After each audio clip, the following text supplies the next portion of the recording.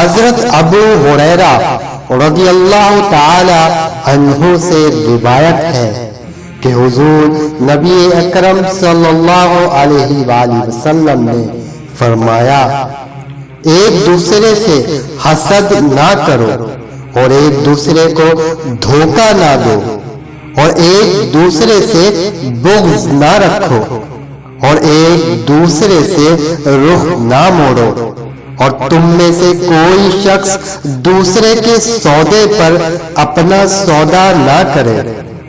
اے اللہ کے بندو، باہم بھائی بھائی ہو جاؤ۔ مسلمان مسلمان کا بھائی ہے، وہ اس پر نہ تو ظلم کرتا ہے اور نہ اسے ذلیل کرتا ہے اور نہ ہی اسے حقیر سمجھتا ہے۔ تقوی اور پرہیزگاری یہاں ہے۔ آپ صلی اللہ علیہ وآلہ وسلم نے 3 مرتبہ اپنے سینہ اقدس کی طرف اشارہ کرتے ہوئے یہ کہا،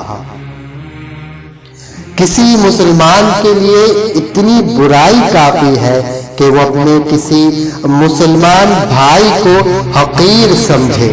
ایک مسلمان پر دوسرے کا خون، اس کا مال اور اس کی عزت و آبرو پامال کرنا حرام ہے۔